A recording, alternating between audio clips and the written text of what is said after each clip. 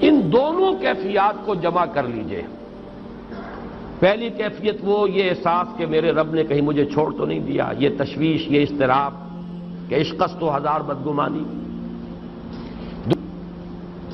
دوسرا احساس یہ کامیاب ہو سکوں گا، اتنا بڑا بھاری بوجھ اٹھا سکوں گا، کیا یہ مشن، اس کی ذمہ داری میں ادا کر سکوں گا، یہ دوسری تشویش ہے۔ اور اس میں ہمت کا کچھ جواب دے جانا، جیسے کہ نیورستینیا کا لفظ میں نے استعمال کیا۔ ان دونوں کیفیات کو جمع کیجئے تو اب صوفیاء کی ایک اصطلاح کے حوالے سے بات سمجھ میں آئے گی۔ قبض کی کیفیت، شدید قبض کی کیفیت تھی محمد الرسول اللہ صلی اللہ علیہ وسلم پر، جس میں کہ یہ سورہ مبارکہ نازل ہوئی ہے آپ کی دلجوئی اور تسلی کے لیے۔ اس کے لیے ذرا تھوڑی سی وضاحت مجھے کرنی پڑے گی۔ دیکھیے، انسانوں کی اکثریت تو ان پر مشتمل ہے جو بے حس ہوتے ہیں اور غبی ہوتے ہیں، جو ہو جائے ڈھیٹ انسان، کسی چیز کی کوئی خاص، بس اپنی فکر ہے، اپنے بطن اور فرج کے تقاضے ہیں، مال جمع کرنا ہے، اس سے آگے کوئی اور فکر نہیں، کوئی سوچ نہیں، کوئی احساسات نہیں۔ کسی کے دل پر کیا بیت رہی ہے ہمیں کیا، وہ جانے۔ کوئی بھوکا ہے ہمیں کیا۔ ایک وہ کیفیت ہے کہ قافلے کو دیکھ کر آئے قبیلے کو، اور حضور صلی اللہ علیہ وسلم کی کیفیت وہ ہو گئی جس میں کہ حضرت خدیجہ رضی اللہ تعالی عنہا نے وہ قدم اٹھایا۔ ایک یہ کہ ہوا کرے، ہم کسی کے ذمہ دار تو نہیں، لا ابالی، جیسے آ چکا ہے پچھلی صورت میں، من بخل واستغنی استغنا۔ ان لوگوں کو چھوڑ دیجئے تو ایک اقلیت انسانوں کی ایسی ہوتی ہے جن کے لیے میں دو لفظ اب استعمال کر رہا ہوں، ذہین اور حساس۔ ذہین اور حساس لوگوں میں قبض اور بسط کی کیفیت، یہ مختلف سائیکلز ہیں جو آتی رہتی ہیں۔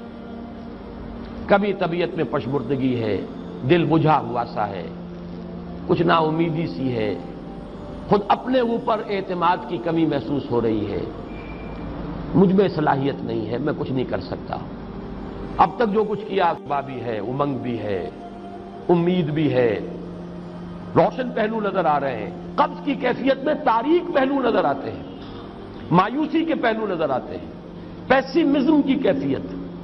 اور یہ جو بسط کی کیفیت ہے اس میں روشن پہلو، دیکھو یہ بھی تو ہے نا، آخر یہ بھی تو ہوا ہے، اور بھی ہو سکتا ہے، آخر اب تک میں نے یہ کام بھی تو کر لیا، آگے بھی مشکل آسان ہو سکتی ہے۔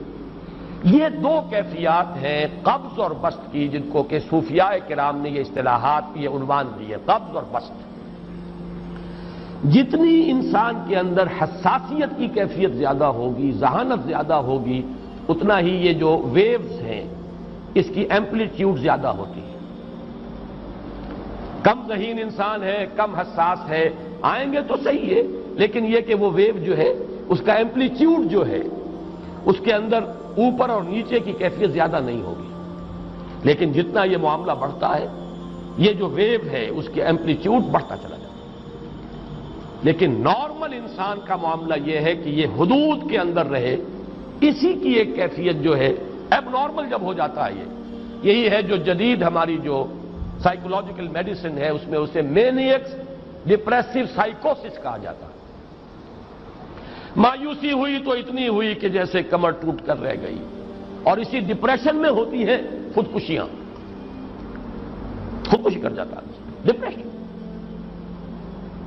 کچھ روشن پہلو نظر ہی نہیں آ رہا، کوئی امید کا پہلو نظر ہی نہیں آ رہا، کوئی صورت نظر نہیں آتی، کوئی امید بن نہیں آتی، کس طرف جاؤں، کدھر دیکھوں، کسے آواز دوں، اے ہجوم نامرادی دل بہت گھبرائے ہیں۔ اور جب آدمی محسوس کرتا I can't face these realities، یہ کمٹ سوسائڈ۔ یہ اور جب کیفیت ہوتی ہے انشراح کی تو آدمی خوب بھاگ رہا ہے، دوڑ رہا ہے، امنگ ہے، محنت ہے، دوڑ رہا ہے، امیدیں ہیں، اب ہر چیز کا روشن پہلو نظر آ رہا ہے۔ عجیب ہے یہ۔ اصل میں مجھے کچھ تجربہ بھی ہوا ہے، ہمارے خاندان میں بھی یہ مرض موجود رہا۔ میرے والد مرحوم کافی طویل عرصے اس مینیک ڈپریسو سائیکوسس کے مریض رہے۔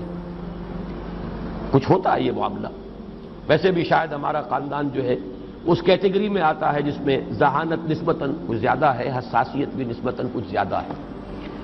یہ دوسری بات ہے کہ کوئی شخص جو ہے یہ فلسفے کے طور پر اختیار کر لے کہ اپنے آپ کو ڈھیٹ بنا لینا ہے، یہ فلسفہ بھی بن سکتا ہے، لیکن یہ ہے کہ اگر آدمی چھوڑ دے اپنی طبیعت کو تو یہ دونوں کیفیات آتی ہیں۔ انہی کیفیات میں اگر یہ جو اپورڈ اینڈ ڈاؤنورڈ موومنٹ ہے یہ ایک حد سے نکل جائے تو یہ بیماری ہے، مینیک سائیکوسس، مینیک ڈپریسو سائیکوسس۔ اس میں جب آدمی ہوتا ہے وہ اپر کیفیت میں تو اس کے اندر بڑی عظیمت ہے، روشنی ہے، امید ہے، لوگوں سے گفتگو کر رہا ہے، حق بول رہا ہے، خوب جو ہے محفل کے اندر، اب وہ محفل میں اسے دلچسپی محسوس ہو رہی ہے اور اسے ہر چیز کا روشن پہلو نظر آ رہا ہے، خود اپنے وجود کا بھی روشن پہلو، دوسروں کے وجود کا بھی، دوسروں کی بات میں سے بھی وہ اچھا پہلو تلاش کریں گے، وہ برا پہلو تلاش نہیں کریں گے۔ جب دوسری کیفیت ہے ڈپریشن کی، ہر ایک کی بات میں کوئی برائی نظر آئے گی، کوئی اس کی نیت کا فطور ہے، کوئی فساد ہے، کوئی یہ جو ہے بدنیتی کے ساتھ یہ بات کر رہا ہے، کوئی خیر کہیں ہے ہی نہیں، برائی ہی برائی ہے، مایوسی ہی مایوسی ہے، بدلی ہی بدلی۔ یہ ہے در حقیقت وہ کیفیت، اس کو غالب نے بہترین انداز میں تعبیر کیا ہے۔ ذہین اور حساس انسانوں میں ان کی جو ترقی ہے وہ انہی مراحل سے ہو کر گزرتی ہے، اور ہر ڈپریشن کے بعد، ڈپریشن میں اس سینس میں استعمال نہیں کر رہا یعنی بیماری کی حد تک پہنچنے والی ڈپریشن نہیں، صرف قبض کی حد تک پہنچنے والا معاملہ۔ ہر قبض کے بعد جب بست آتا ہے تو آگے ترقی ہوتی ہے، جس کو آپ کہتے ہیں بائی لیپس اینڈ باؤنڈس، آدمی جو ہے چھلانگ لگاتا ہے، گویا کہ ایک درجہ جو پہلے تھا اس سے آگے درجہ انسان کا جو ہے اس سے بلندر پوزیشن پر انسان پہنچتا ہے۔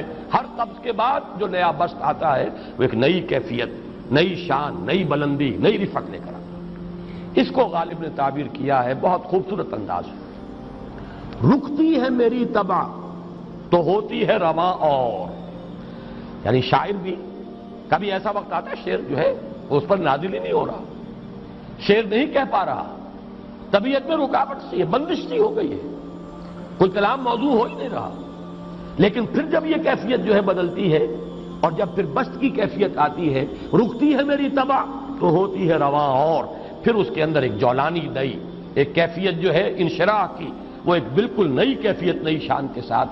یہ ہے وہ معاملہ جو ان آیات مبارکہ کے پس منظر میں ہے۔ اسی لیے اب میں آپ کو اس کا حوالہ دے رہا ہوں، تفسیر مظہری میں قاضی ثناء اللہ پانی پتی رحمۃ اللہ علیہ نے بہت عمدہ بات فرمائی ہے کہ حالت قبض اگر کسی شخص پر طاری ہو تو اس حال میں اکسیر کا درجہ رکھتی ہے یہ سورہ مبارکہ، اس لیے کہ یہ نازل ہوئی ہے محمد الرسول اللہ صلی اللہ علیہ وسلم پر اسی حالت قبض میں۔ وَالضُّحَىٰ وَاللَّيْلِ إِذَا سَجَىٰ مَا وَدَّعَكَ رَبُّكَ وَمَا قَلَىٰ وَلَلْآخِرَةُ خَيْرٌ لَكَ مِنَ الْأُولَىٰ وَلَسَوْفَ يُعْطِيكَ رَبُّكَ فَتَرْضَىٰ أَلَمْ يَجِدْكَ يَتِيمًا فَآوَىٰ وَوَجَدَكَ ضَالًّا فَهَدَىٰ وَوَجَدَكَ عَائِلًا